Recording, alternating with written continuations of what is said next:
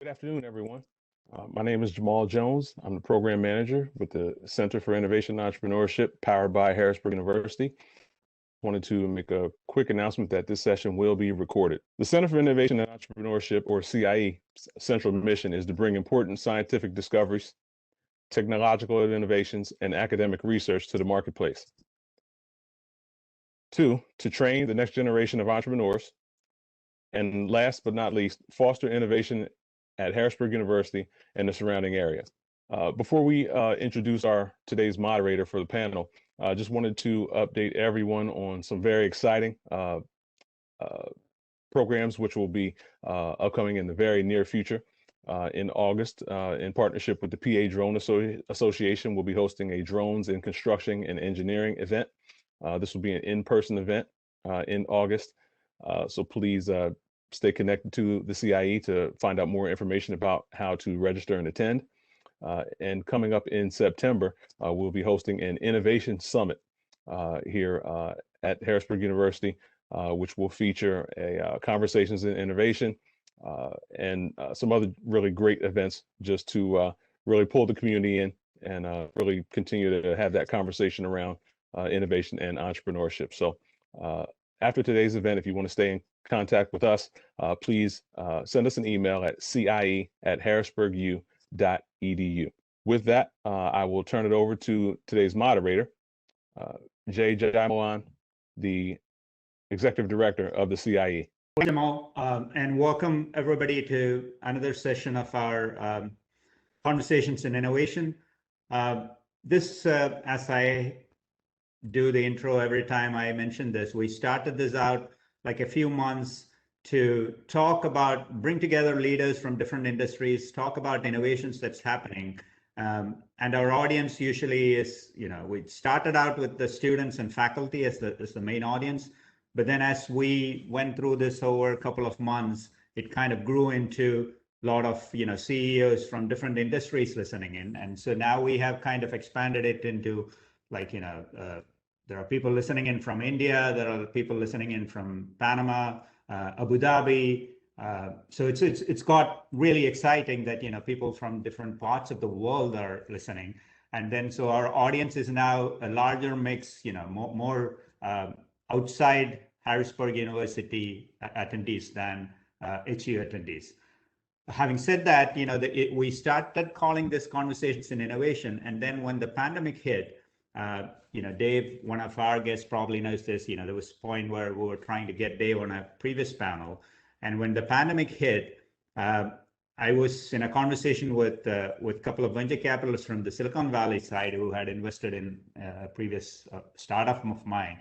And they said they were calling some of these conversations that they were doing Panic with Friends. And I said, oh, and they said, it's because, it's right now it's just panic across the board. Nobody knows what we're doing. And there's this assumption that leaders are supposed to know the answer, but we don't. So we started calling our sessions also Panic with Friends for a certain time. And now I think we are kind of past the panic and we are, switching back into this, more innovations and really interesting things happening around. So again, welcome everybody, to the live audience. Thanks for, waking up at whatever times, because I teach a class at George Mason University Business School. And I had a couple of students from Korea and China, and they were like, can we, and their time zones is like, I think it's really weird times, like 5 a.m. or 4 a.m. or all of that. So again, if you guys are joining, thanks again for waking up at this odd times. This is, for me, this is really an exciting panel, right? I mean, we have had different people like, people from Facebook, LinkedIn, all this, that was an interesting one. Then we had a couple of actresses from the NBC TV shows where they were talking about how do you, create or do shows when you're virtual. And so that was, again, one of the interesting ones. But now, Dave Scarpone is somebody I've been trying to get on board for quite some time. And I'm glad we finally got him. Hershey is one of those companies that is in the region, but very hard to reach in. And, finally, I have been able to find the right person. And then, Duck Donuts is really an interesting local, great story. So again, this is an amazing group. So welcome and thanks to all three of you. So we'll start off with a little bit, intro. And rather than, just your, here's my title, here is what I do. A lot of our audience likes to hear your journey, like how did you get here and what did that look like? Is there like specific degrees or, is there a specific path that you took? How did that work? So Dave, let me start with you. Thank you, Jay. I'm really happy to be here today. And my journey started in a very small town in northern Pennsylvania called Sayre, which is close to the New York border near Ithaca and Elmira, New York. No one ever knows where Sayre is, but I always say Ithaca, Elmira, and Binghamton, and that sort of works. I didn't go very far away to college. I graduated from Mansfield University and then went into the banking world. And I want to make sure everyone hears me say banking. A lot of times people think I say baking. And when I say work for an insurance company, they don't understand how I went from baking to insurance. But I spent 23 years in banking, first with Mellon Bank for 13 years. And I started there as a management trainee and left as the regional president. And then from there, I went to Commerce Bank as the chief retail officer, which gave me the opportunity to manage marketing, training, human resources, a variety of departments. And then I took a totally different path when I was recruited by Capital Blue Cross 14 years ago. And there I started as the senior director of corporate communications. And today I'm the senior vice president of sales and marketing. And the sales part just came to my title last week. I had been the senior vice president of enterprise marketing, but I'm very excited to have been given the additional responsibility of our commercial sales group as of last week.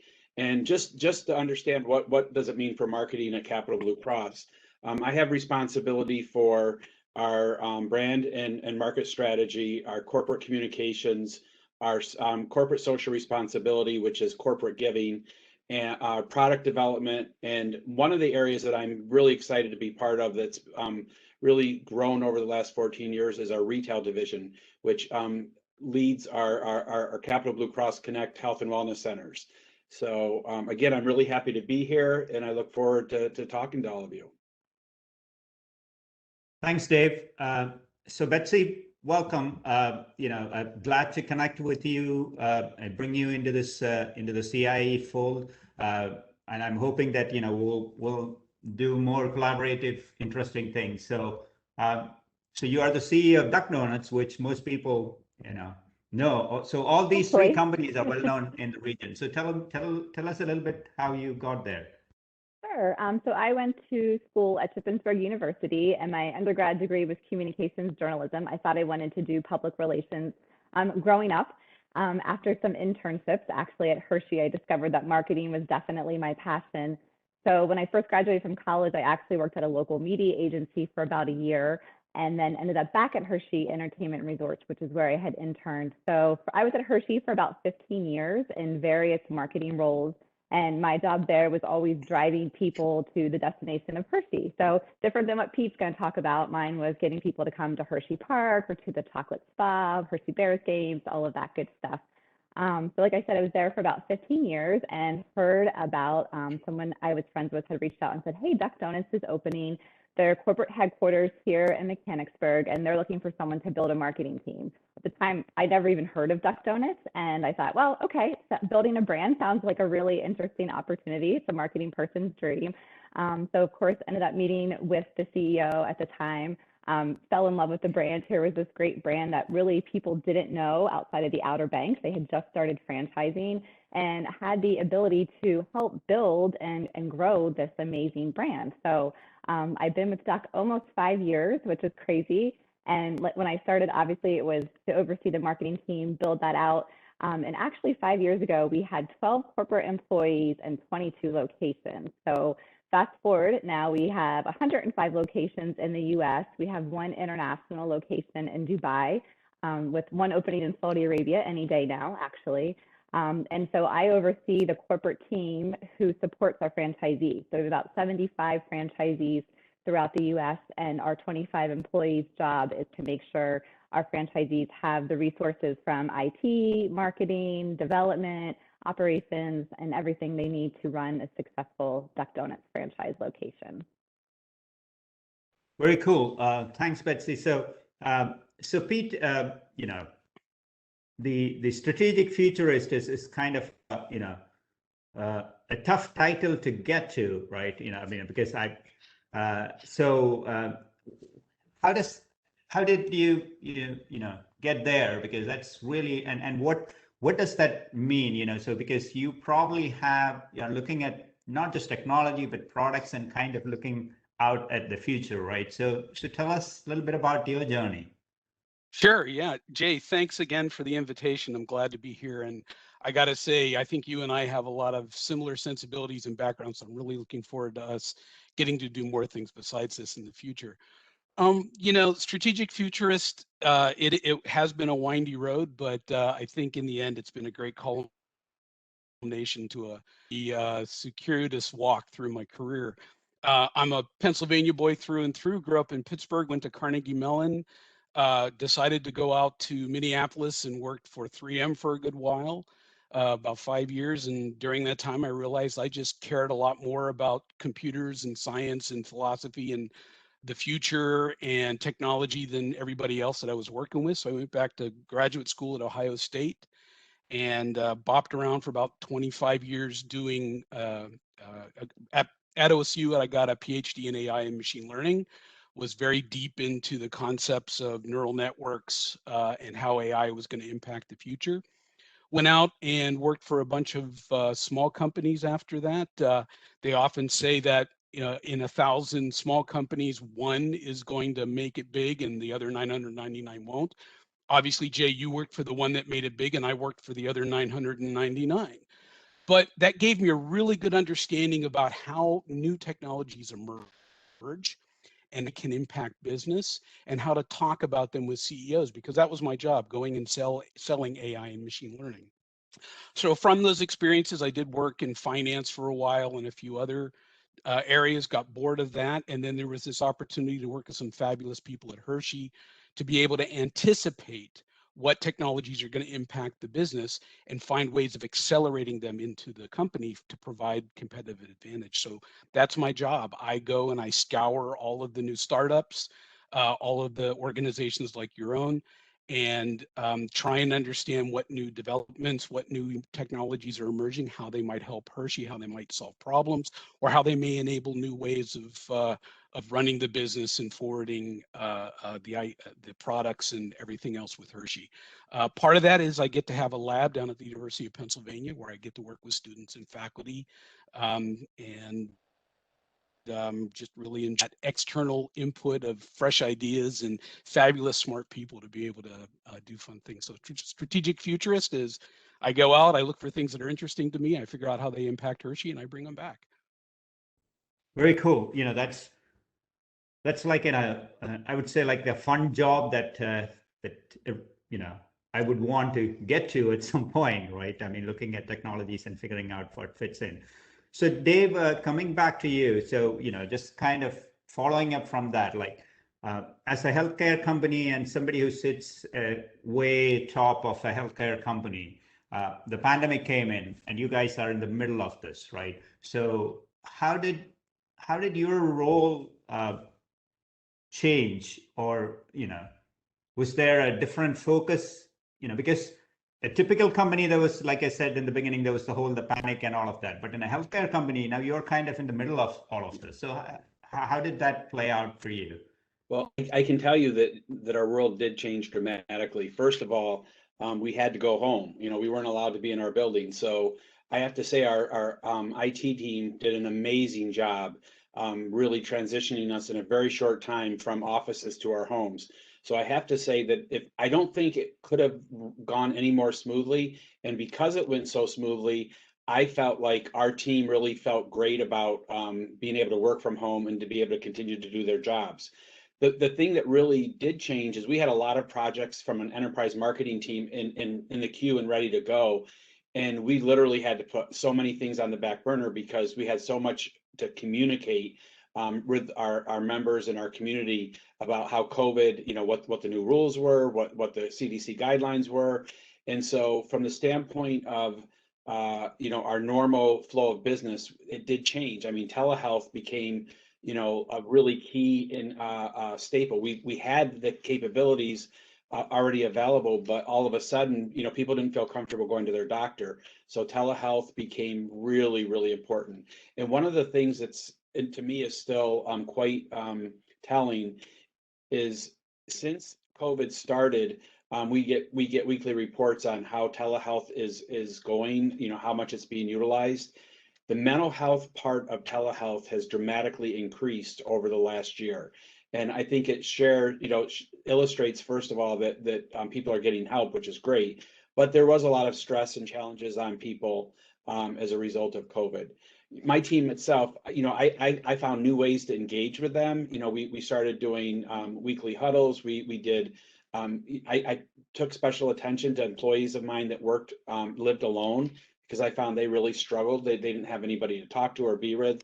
They couldn't go out, so it's really been a journey. But I think we've learned so much positive from the journey. And I think our world is going to look a lot different as a result of it. But I would say, and this is going to sound, I'm sure any small business would probably not totally agree with me, but from my perspective, a lot of good came from the pandemic, and I think a lot of good lessons were learned. And there's still a lot to do, but it's been an interesting time.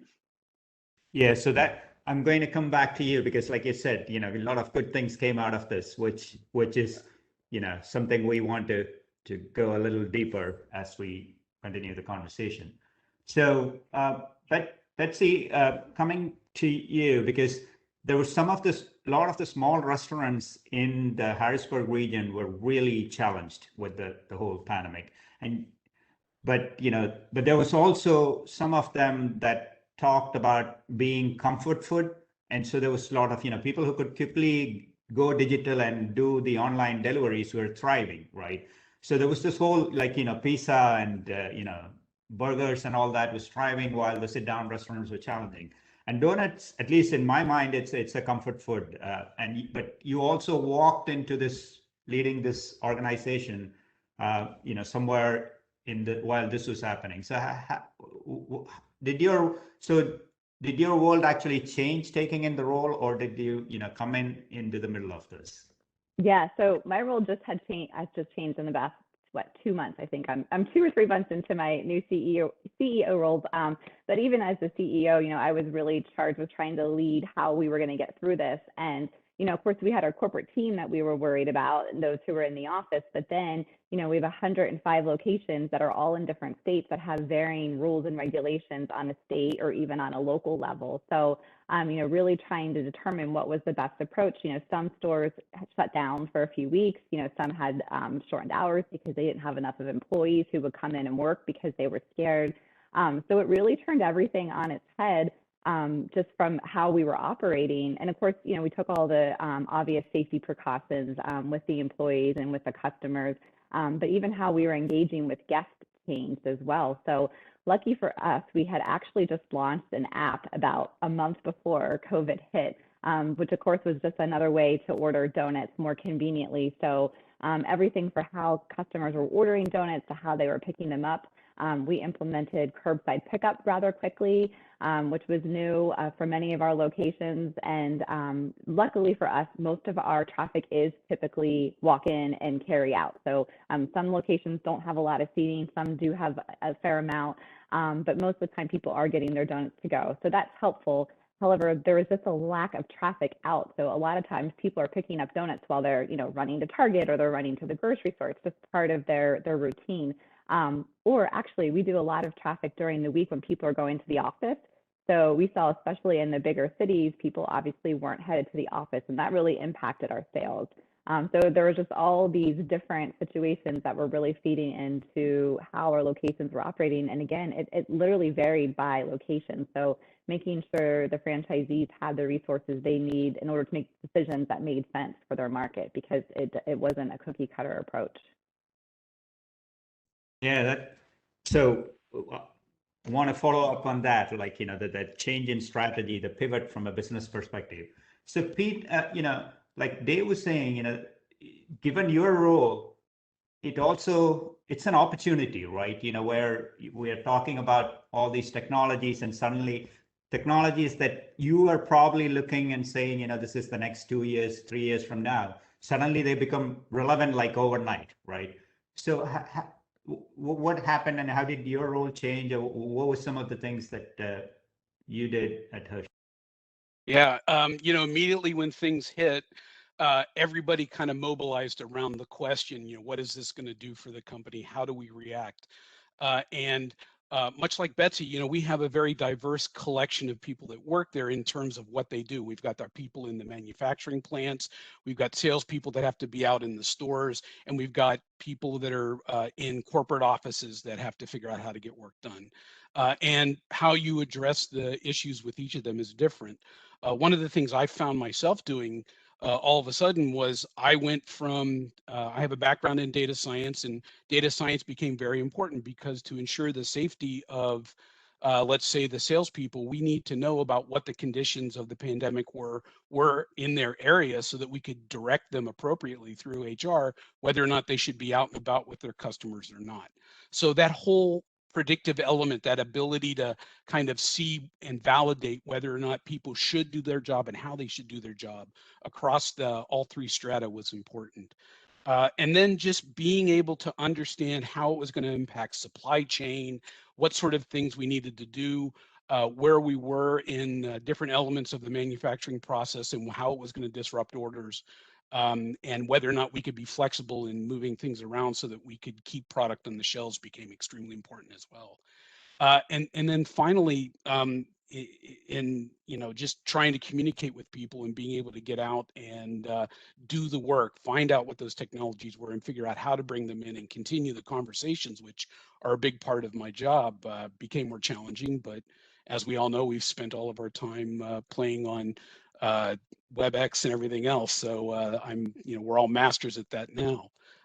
But it's, you adapt to the time and you do what you can, and you learn and you innovate and you move forward.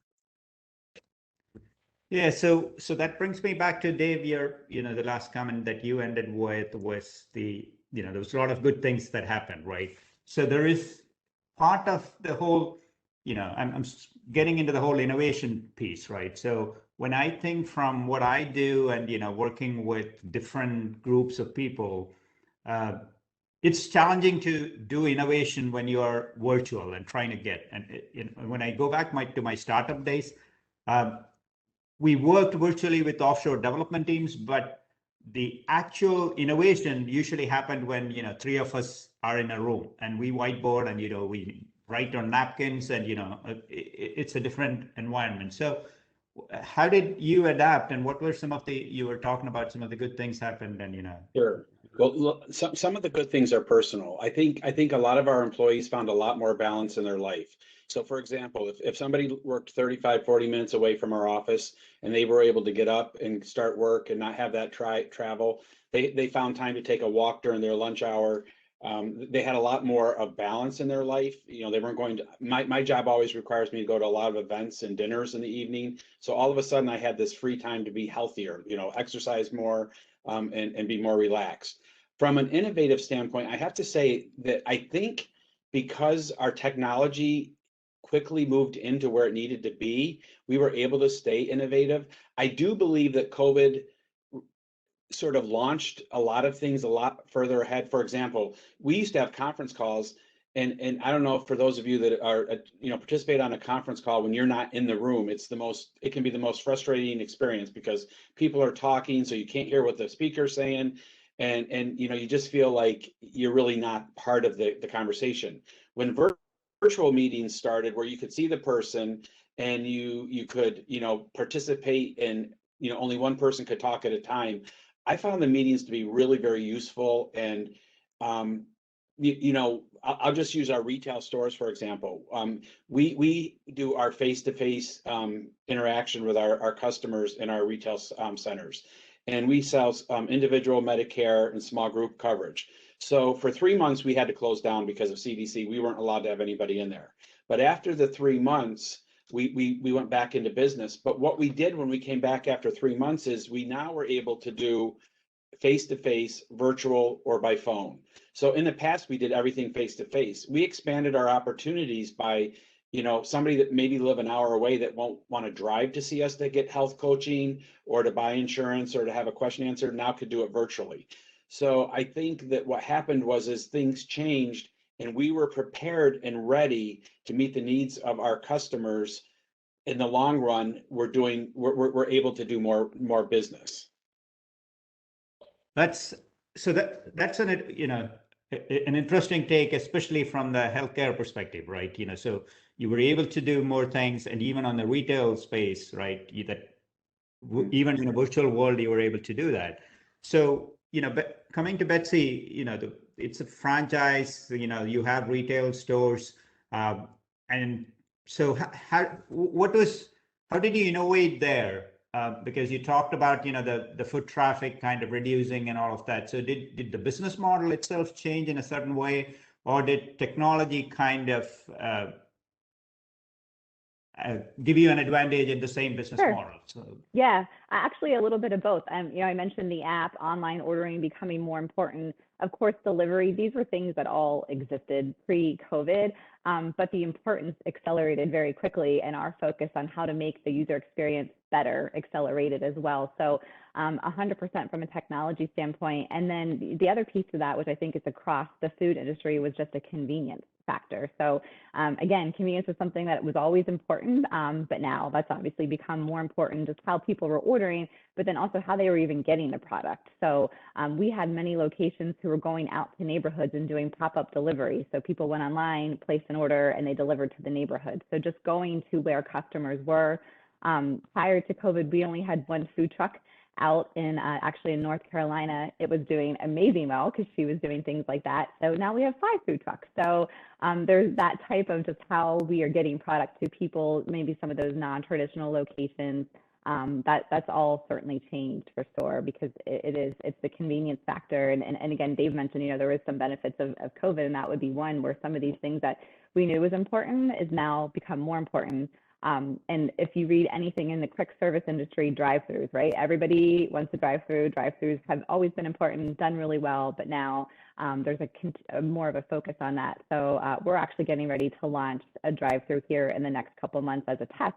Because for us, with our product being made to order and customizing your own donuts, it's a little bit more difficult for a drive-through concept than a lot of our competitors necessarily.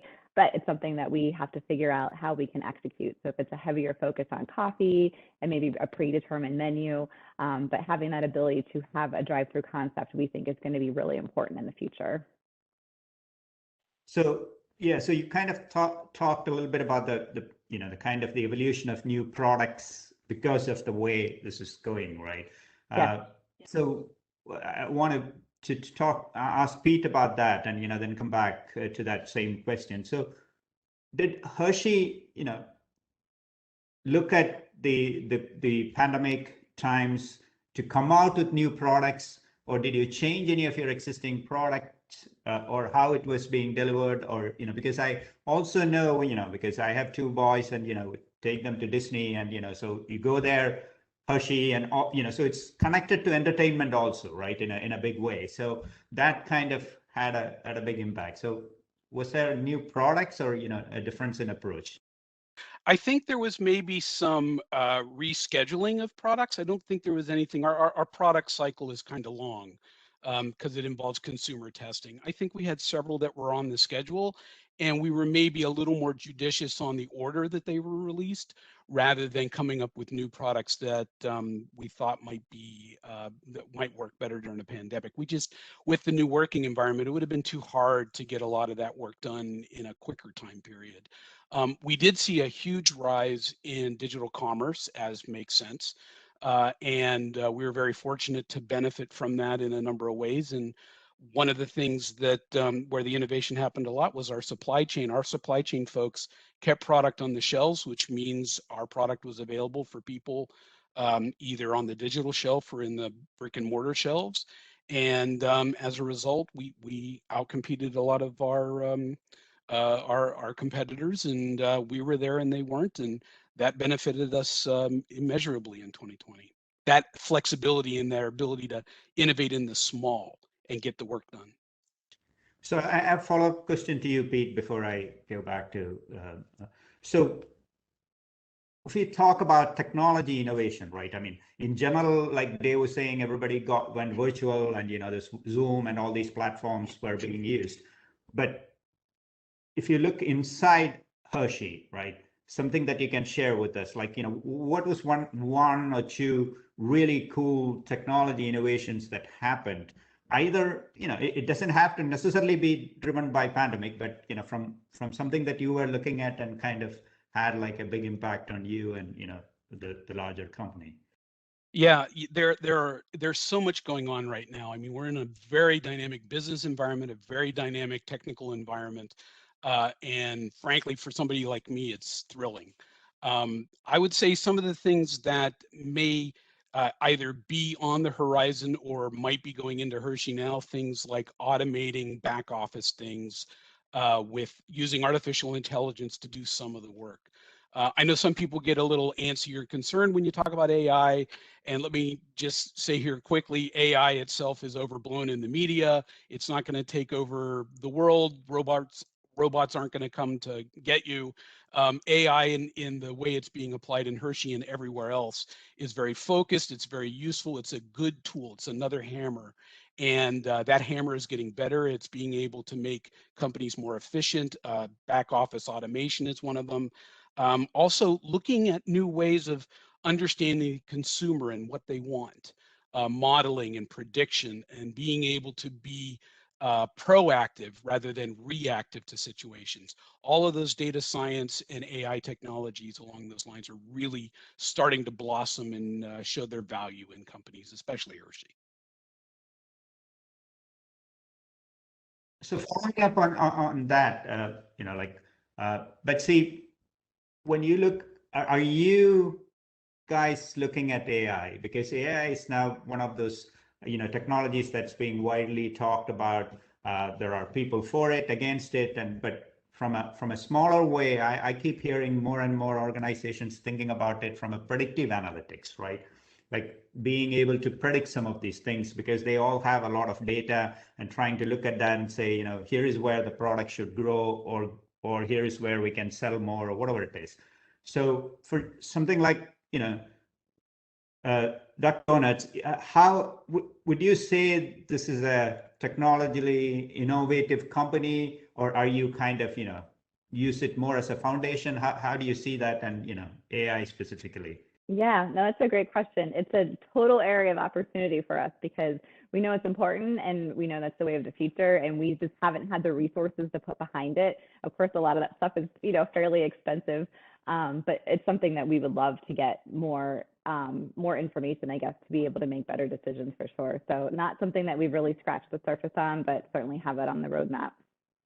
But so which are some of the technologies that you guys use the most? And so for example, say we have STEM, HU is a STEM university, and we have students, so where are you hiring, and what are some of the from a technology standpoint purely, what are some of the things that you guys use? I mean, right now, to be honest, we're pretty basic in terms of it being what our customers are engaging with. So, we're going to roll out some kiosks in stores for online ordering. We obviously have the app and just website ordering.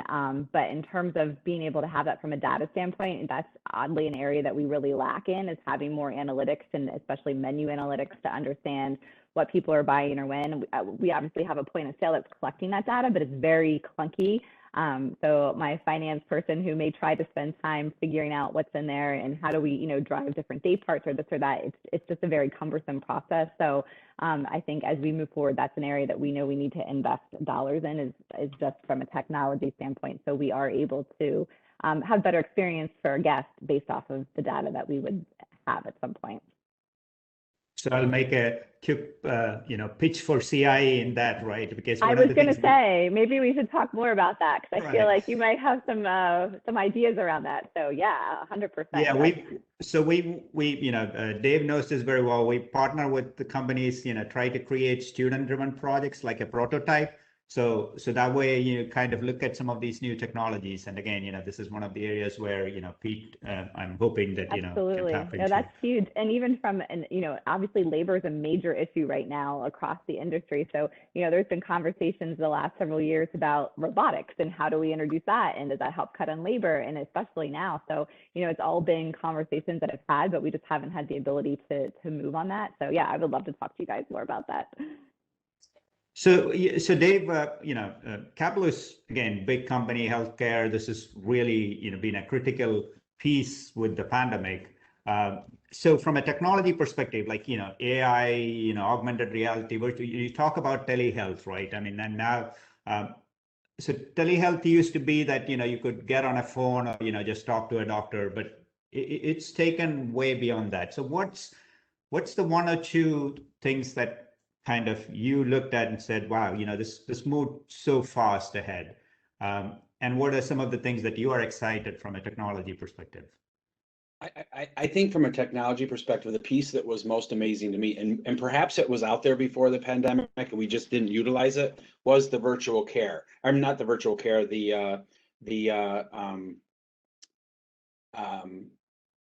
virtual appointment, like Teams and Zoom and all of that. Because really, you have the opportunity to have the same experience as somebody sitting across the desk from you. So that expands our geography. It expands the level of experience we can work with a member. That's probably the most dramatic of all the changes. I will say telehealth has really expanded their capabilities in a very short period of time. Again, adding the virtual care versus just telephone care. But from the standpoint outside of my world, AI is a huge part of what we are now using. And I'd be pretending if I said I understood it or understood what we're doing with it. But I hear from our IT and from our actuarials and all of the different areas how they're constantly talking about how important it is. And I don't think we've mastered it. Pete, again, probably, and Pete shared with me earlier, he's had some conversations with some members of our team and it was very helpful to us. So it is definitely something that's going to be more involved in the future. I guess I can sort of say I'm sort of glad I'm not good at that stuff. So I'll appreciate those that are and the value that we receive from it. So, just touching on your role from a marketing perspective, right? Yes. The products, because you and I have talked about the whole health and fitness space and what you guys are trying to do in that and all of that, right? So the healthcare used to be like, when you get sick, you call the doctor too. Now it's more, when you talk about AI, you're kind of being predictive, right? Can you maintain health and fitness and, lower the cost of, again, I might be misrepresenting all of this, but, it's with my minimum knowledge, I'm trying to. So from that perspective, from a marketing and from a product perspective, is that evolving in a different way from a health company? It is. And again, I've been at Capital Blue Cross for 14 years. I was really shocked at what an insurance company does when I came to work here 14 years ago, because it is much more than just paying claims. What I've learned over the years is the importance of prevention, the importance of, preventative care from the standpoint of tests and making sure that you're staying on top of your health. Then it's important that you go to the right doctor, that you go to the right facility, because there are certain areas, depending on how serious an illness is that you get to the right person to get the best care. And from a marketing perspective, one of the biggest challenges is engaging our members, our customers. And the reason why I say that is, think about how much our world has changed in the last 20 years. Social media, how many people really, I remember a time when I would look in the newspaper and check ads, for either, whether it be a job or whether it be for a bank loan or whatever. Nobody really does that very often anymore. They do it virtual. On Penn Live, they're going to look on the Penn Live app versus necessarily getting a newspaper. And then you have, emails. Very few people have, I shouldn't say very few people, but the number of people that have landlines in their house are diminishing. So you don't have a way to, you can't go to the white pages and call somebody, or the white, what is that? The white pages. So the biggest thing we really wrestle with is with all of the technology, with all of the resources, with everything we have that we believe will help a person lead a healthier life. One of our biggest challenges becomes engaging them and educating them and getting them to the point that they can take advantage of the resources we have. So that, follow up to Betsy about the product, right? From product and marketing perspective, because you also have the, come from the marketing world. And I remember when we were doing the startup, and, I did a couple of them, failed one, raised some money, decently successful in one. And we were in New York raising capital one time. And that's when this thing called the Cronut came out, right? And it was like, there was one store and there was a line. It was like, it was like the new Apple product coming out. And, it was crazy. So, so when and then I'm from Washington, D.C. I spent most of my life in D.C. And, there's a Georgetown cupcake store that a mom and, daughter started. And it's like, I think each cupcake is like $6 or something. But again, you go there, it's a massive line around the block. So somebody like, Duck Donut, how do you look at product? What's that market research looks like? When do you decide that you're going to bring out a Cronut? Cronut, I'm going to put that on the list. I don't think that's on the R&D list. Yeah, no, that's really important. That's how we drive frequency and get people to come back, multiple times a year. We know people aren't going to eat a donut every day, as much as I would maybe wish they eat them a little bit more often. So we have to drive them back with product or with flavor. So we create a seasonal promotions calendar every year that then really by season, our featured flavors are changing. So right now it's peach, in the fall it may be apple, it was spring, it was key lime. So just those flavors is one way of just driving people back throughout the season. And then the fact that we're using donuts a little differently. So we have a donut breakfast sandwich, which is a donut cut in half and then egg in the middle, maple icing on top, bacon on top if you want to get really extra with the whole fact. So that's been really good for us, and that's something that can also be used for catering events. We also started introducing milkshakes. So we tested them last year in several locations and then rolled them out this year as a national promotion. So it helps with another day part. That's obviously something people may come in for the afternoon versus obviously the morning, as well as donut ice cream sundaes. So taking that warm donut and putting ice cream on top of it. So donuts are our core, and that's 85% of our sales. So that's what we really focus on. But what can you do differently with a donut? So we get feedback from our franchisees, we get feedback from our customers. We have an R&D team, but it really is important for us to stay innovative and stay fresh and have different reasons for people to come back through the years, whether it's for flavors or for products.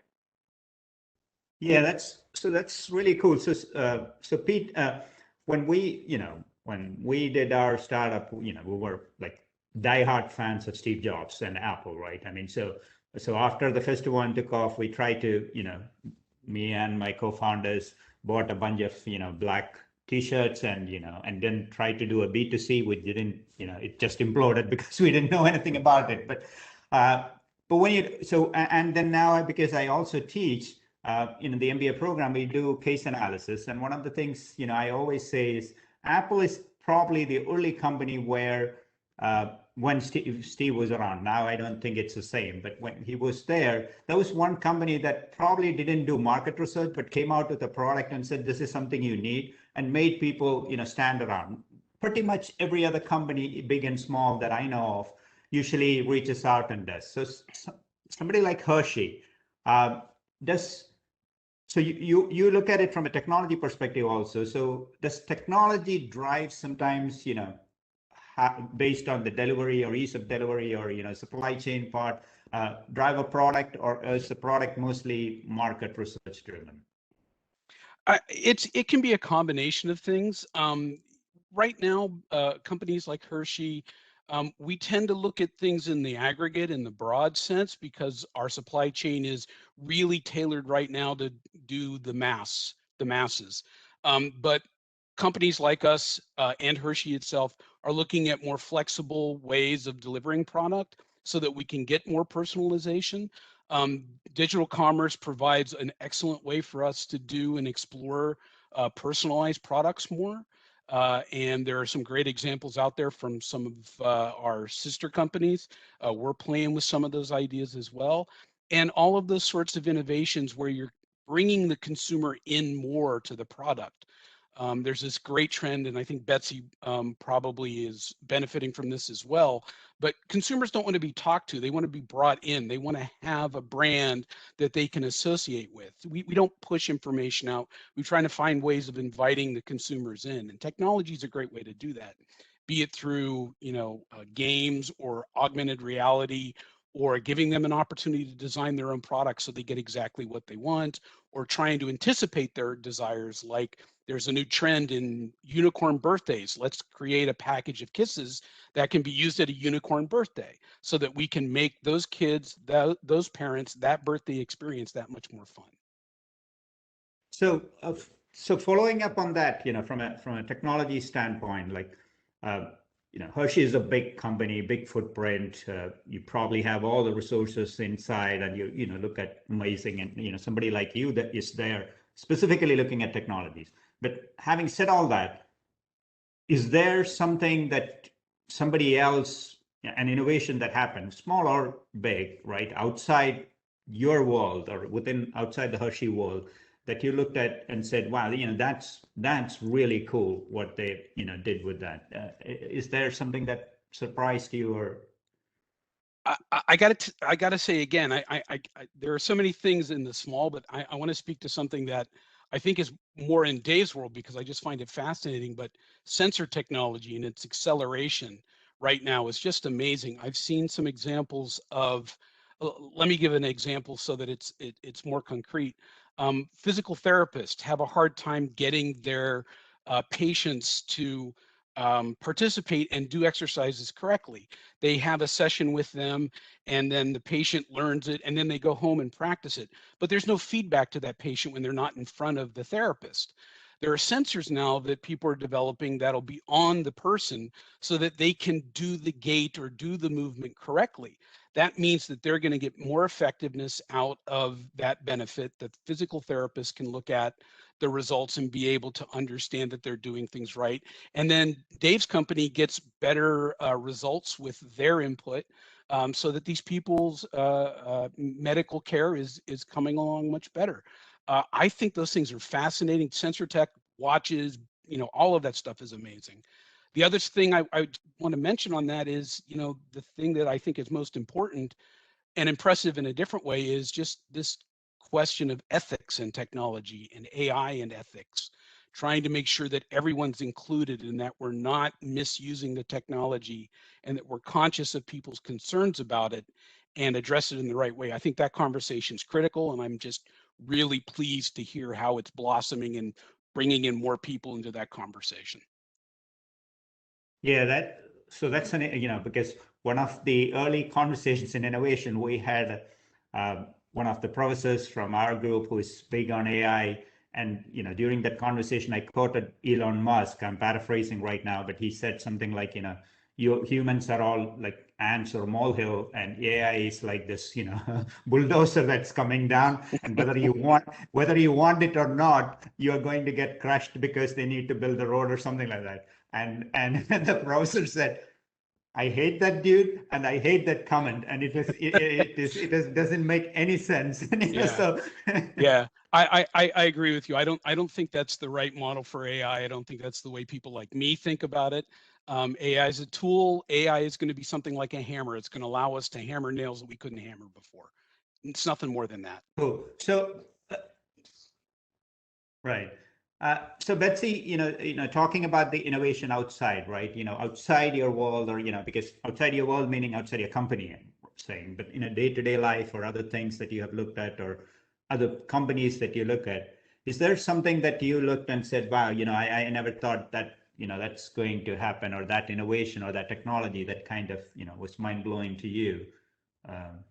I mean, I think it's the whole back to the whole convenience factor, because of course I'm cognizant of that for our customers, but also personally, that's very important to me. Everyone's busy between kids and work and everything. So I like that these brands have all getting so much smarter with how we can even shop. And I'll go back to a brand like Stitch Fix or, Nordstrom. They have these apps where you can order clothes, and they're using what you liked and what you didn't like in the past and what you've kept and what you haven't kept to give you a more customized opportunity of what you can buy. So if I don't have to go to, well, there's not even malls, but if I had to go to a mall or go shopping, you know, that's time, that's effort. But if I can keep liking things in an app that then is going to give me clothing that I'm more likely willing to purchase, it just simplifies the whole process. So I think any whether it's retail, whether it's food, you know, anything like that that's making it more convenient for people to spend their money with them, I think is just really smart. So figuring out how to translate that in my world's a little different, obviously, with donut purchase, but I think in retail, just generally, they have gotten much better about that, and I'm sure they're seeing the ROI on those investments. So same question to you, Dave. You know, outside your world, right? I mean, because capital is big, and you know, healthcare is where a lot of the innovations are happening. So it's very hard. But something that it's completely outside your world that you saw and was like, you know, that's a really cool innovation. And I think I would have said exactly what Betsy just said. So I sort of feel like I'm cheating, but that is actually the first thing that came to mind. You know, I really think it boils down to convenience and still offering choices. And when you offer that convenience while providing choices to your customer, I think it's really, really important. I do want to jump off two things Pete said and one thing that Betsy said, if you don't mind. But Pete brought up the whole, you know, sensors, and I think that's a whole nother thing that's going to be really driving the healthcare industry. The more people can do in the convenience of their home, the more it's going to reduce the cost of healthcare, but it's also going to make it a lot better. Not that I've ever had the unfortunate situation to undergo chemotherapy, but you know, there's more and more people having chemotherapy in the comfort of their own home. And when you think about that, driving to a hospital, you know, checking in, then having to leave and have somebody drive you, it's just not a comfortable experience. And as technology has allowed us to do more and more in the home, I think that's really important. And I appreciate Pete bringing that up. And from the standpoint of what Betsy said, I love the idea of the ice cream with, you know, the donuts. And the reality is, some of the restaurants you mentioned earlier that I know that didn't do well during COVID, part of the reason why they didn't do well was they weren't able to think outside of the box and change their motto. I have a friend that has a very successful coffee shop, and she changed her motto. She moved more things to be takeout. She really made it easy for people to come in, call before, have it ready. And she really didn't skip a beat. And so I think one of the lessons we all should learn from COVID is you've got to be prepared. You've got to be ready to change when conditions change, because everybody still wants what they want. And if you make it easy for them to get it, you're going to be successful. so, you know, that's a great point. And, you know, the fun part of these conversations is, you know, sometimes I feel like, you know, I want to make this 90 minutes, but then it's also, the best part is, you know, leaving off where people say, yeah, that was really cool. I would have loved to hear another 10, 15 minutes. I always get that, right? You know, and so this is like, you know, we're already at 12:50, 12:52. So, and there are, you know, questions popping up from the audience also. But, you know, one of the things I want to get to is following up on Dave's, you know, comment. So, how do you see the future, the post-pandemic normal, right? Is that, you know, I'll start with you, Betsy. You know, looking at that, like, you know, the whole, you know, donuts and, you know, the shops and the franchising and all of that. I'm thinking big picture, right? So, is the post-pandemic world going to be, you know, go back to the way it was before, or is it a different normal? Or how do you see sitting as the leadership position that you have? You know, and I'm hoping we're sort of entering that phase, of course, at this point. But, you know, I think the future looks really bright. We are seeing a great amount of interest of people who want to become franchisees. And, you know, this might have been an opportunity for them to think that it's time for a career change. The great thing is, you know, donuts are recession proof. We've learned that for sure, having that ability to really sprinkle happiness through the last year. But, you know, I know I keep mentioning convenience, but I think that's where we're going to continue to see that change from a customer standpoint.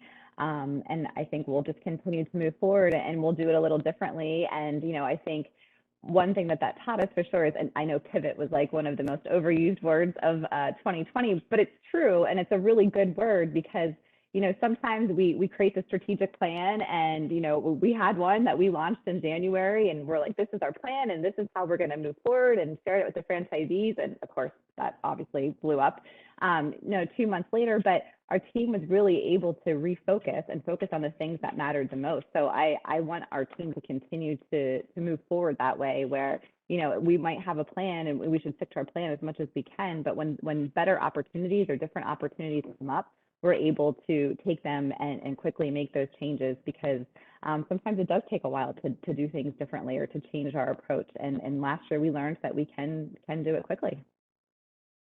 Yeah, and pivot is startup world's favorite word, right? I mean, we are continuously pivoting pretty much based on so many different factors, which I think is why people think of the startup as an innovation. But in bigger companies, I think it creates larger challenges in trying to pivot quickly. But yeah, I hear you, and the pandemic has kind of brought everybody into that bucket. So Pete, the same question, like how do you see the post-pandemic world? This is a new normal. What are some of the guideposts that you would say the other leaders or others people who are listening in should keep in mind? As a futurist, and there is a discipline for how you do futurist work, the first thing you're taught is to understand the future, you look to the past.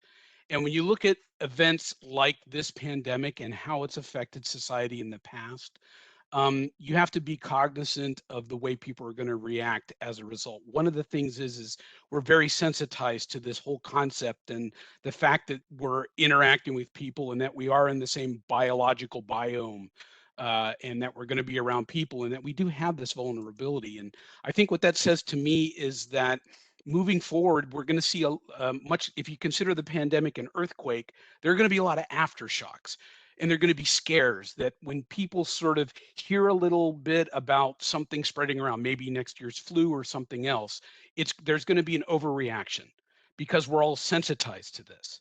Now, for me, what that says is that's going to keep companies like Hershey has to be ready to react to those fire drills when they jump out. We have to keep that keep monitoring the outside, understanding when these aftershocks are going to happen. Are they localized? Are they broad? And be able to be adaptive to them as they come. That's just going to be a fact of life for a while.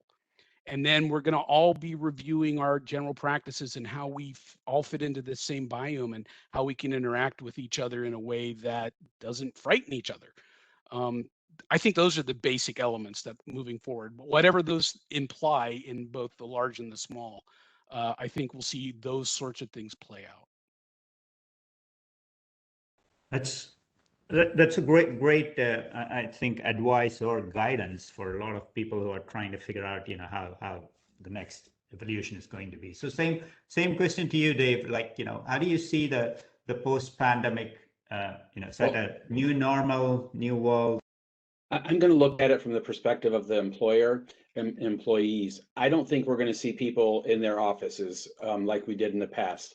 I know our company's looking at, we're calling it Workforce Reimagined. And I think you're going to see, there are going to be some people that find it's necessary to be in their office every day.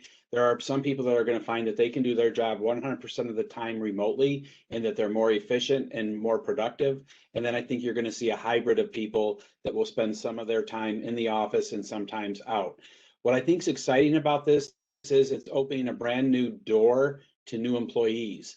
Today, we sometimes hear, and I'm a huge fan of Harrisburg, so I always get disappointed when I hear people say this, but they'll say, well, they like the job, but they wouldn't want to move to Harrisburg. Well, they won't have to move to Harrisburg. They're going to be able to do their job in Florida. We've hired people during the pandemic that live in Florida and in North Carolina. And it's requiring us to create new policies because, for example, if somebody lives in Florida, there's tax consequences. But it also means that if you do ask them to come in for a meeting or you do need them to be in person, are you going to pay for them to come to Florida, from Florida, So I just think it's going to really change our landscape when it comes to employees and hopefully, be able to bring in talents that we may not have been able to recruit previously. So, thanks again, to all three of you, Pete, Betsy, Dave. This has been a great conversation, and I really enjoyed it, and I'm sure because I had, a lot of questions popping up, but unfortunately, I try to keep it like, within that hour because we record this and then make it available and all of that. So I try not to go over.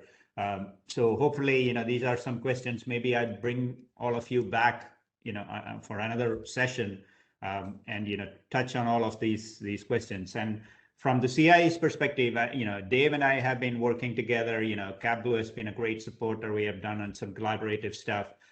Pete and I, we just connected, and we are, planning some really great, interesting things. And so Betsy, again, we would love to have, collaborate with you guys Absolutely. on some of the things we do. Like Jamal said, our mission is all around, startups and innovation, right? I mean, that's pretty much our little world. And so within that, we are always excited about, big companies and, who are doing something interesting things. And in a small way, can we create like a student-driven project or things like that, right? I mean, so that's always, interesting for us.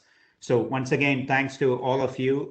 Any last words from each of you, and we can wrap up. Thank Betsy, you for having Thank you us. very much. It was great. Yeah, thanks. And I think I have to leave and go get a donut sundae. Sounds good. Yeah, so I was thinking about cronuts, and now we got the new I one, know. and I think the marketing, Dave has to come up with a name for that, right? We can't call it the donut Sunday. It should be Dose Sunday or something like that. That's how you go viral, right? Absolutely. Cool. All right. Thanks, guys. Thanks Thanks, all of Jay. you. Thank you.